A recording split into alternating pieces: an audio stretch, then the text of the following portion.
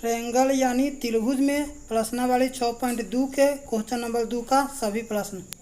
अभी NCERT math 10th class Bihar board के त्रिभुज में प्रश्नावली 6.1 के क्वेश्चन नंबर 2 बताएंगे। क्वेश्चन नंबर 2 में हम क्या करेंगे, थेल्स के विलोम का यहाँ यूज करना है। क्वेश्चन नंबर 2 में क्या लिखा हुआ है इसे एक बार देख कर समझ लीजिए। किसी त्रिभुज पी क्यू आर की भुजाओं पी क्यू और पी आर पर क्रमशः बिंदु ई और एफ स्थित है। कोई त्रिभुज पी क्यू आर है जिसकी भुजा पी क्यू पर ई बिंदु है और पी आर पर एफ बिंदु स्थित है। निम्नलिखित स्थिति के लिए बताइए कि क्या ई एफ समांतर है क्यू आर के। तो क्वेश्चन नंबर 2 में 3 क्वेश्चन है, तीनों में पहचानना है किस में ई एफ और क्यू ई एफ समांतर होगा, क्यू आर को पहचानना है। पीई दिया हुआ है 3.9, EQ 3 सेंटीमीटर, PF 3.6 और FR दिया हुआ है 2.4। हम क्या करेंगे, एक त्रिभुज बना लेते हैं। त्रिभुज का नाम PQR रख लिए। PQ पर एक बिंदु E ले लिए और PR पर एक बिंदु F ले लिए, दोनों को मिला दिए। हमें दिखाना है कि EF समांतर है QR के। इसमें PE के मान दिया हुआ है 3.9, EQ के मान दिया हुआ है 3 और PF के मान 3.6 और FR के मान 2.4 दिया हुआ है। तो चलिए हम एक बार PE बट्टा EQ निकाल लेते हैं। तो PE बट्टा EQ, PE के मान दिया हुआ है 3.9 cm और EQ के मान दिया हुआ है 3 सेंटीमीटर। तो हम 3 से इसको जब कैंसिल करेंगे तो 1.3 बार में कटेगा, यानी 1.3 आ गया। फिर एक बार PF बट्टा FR निकालेंगे तो PF का वैल्यू दिया हुआ है 3.6 सेंटीमीटर और FR का वैल्यू दिया है 2.4 centimetre.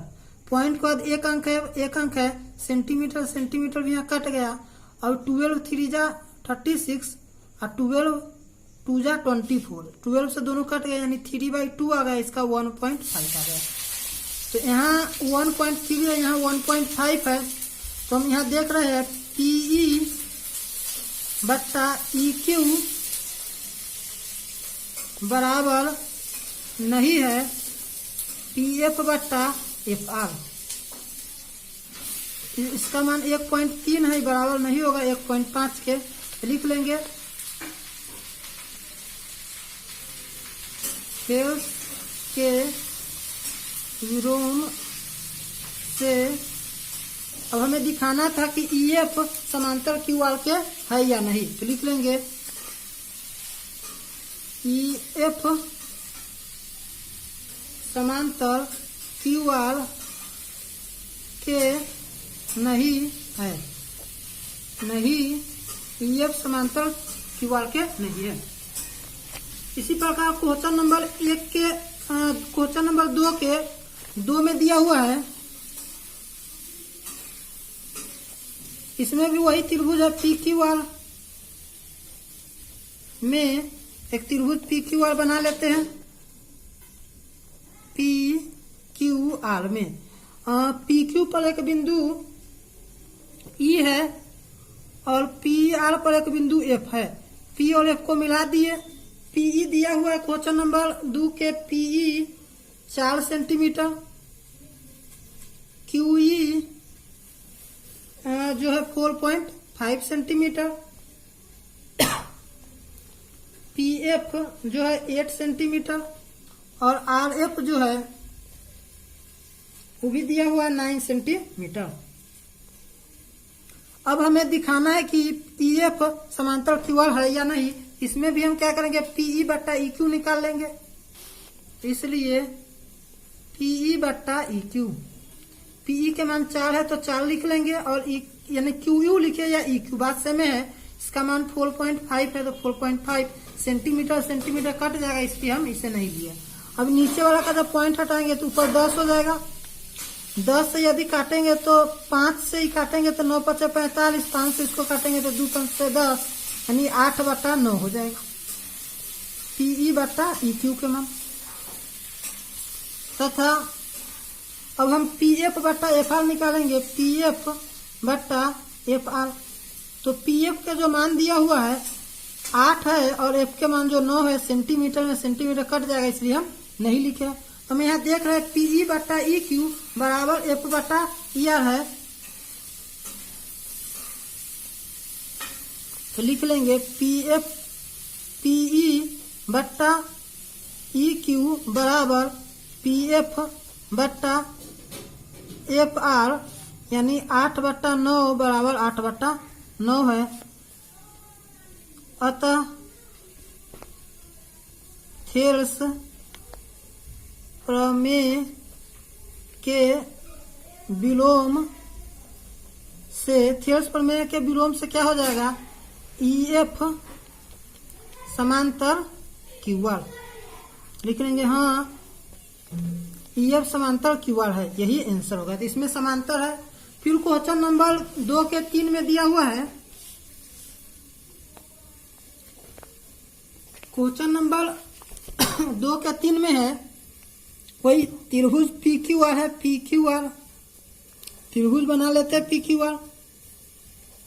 P Q R, E जो पॉइंट है पी क्यू पर है, एफ पॉइंट पी आर पर है, और इसमें दिया हुआ है P Q is equal to 1.28 centimetre, P R is equal to 2.56 centimetre, PE is equal to 0.18 centimetre और पीएफ इजकल टू दिया हुआ है 0.36 सेंटीमीटर।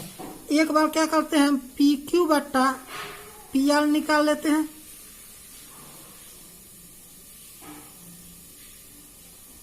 यानी पी क्यू बट्टा,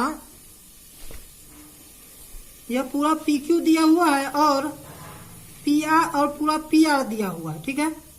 और बट्टा में हम देख रहे हैं ईपी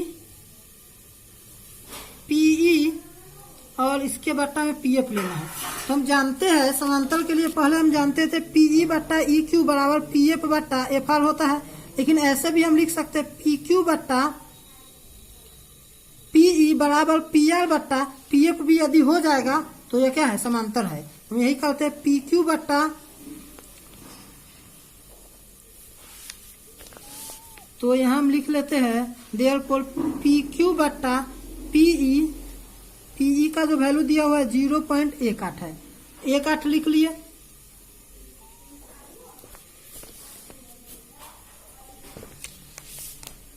इसमें हम क्या करते हैं, इसको यहां साफ से लिख देते हैं पी क्यू बट्टा पीई, पी क्यू के मान है 1.28 और पीई के मान है 0.18। पॉइंट के बाद 2 अंक है, पॉइंट से पॉइंट कट जाएगा, 18 का अधिया 9 हो जाएगा और 128 का अधिया 64, यानी 64/9 हो गया। फिर दूसरा में भी हम इसी प्रकार निकालेंगे पी आर बट्टा पी एफ, पी आर के मान 2.56 है और पी एफ के मान 0.36 है।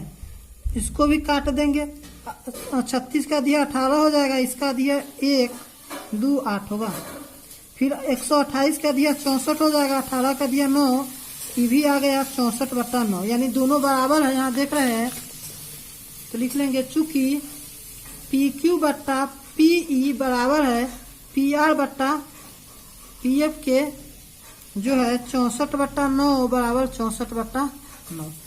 तो थेल्स के विलोम से हो जाएगा, अतः थेल्स प्रमेय के विलोम से ई एफ समांतर क्यू आर। तो एक बात और जान लीजिए, पीई बट्टा ई क्यू बराबर पी एफ बट्टा एफ आर होता है और पी क्यू बट्टा पीई और पी आर बट्टा पी एफ भी यदि बराबर हो गया तो ई एफ क्यू आर के समांतर होता है, ठीक है। या इसका उल्टा भी ले लेंगे, पी क्यू बट्टा ई क्यू बराबर पी आर बट्टा एफ आर भी हो जाएगा, तो ये क्या होगा, बराबर होगा, तो यह समांतर होगा।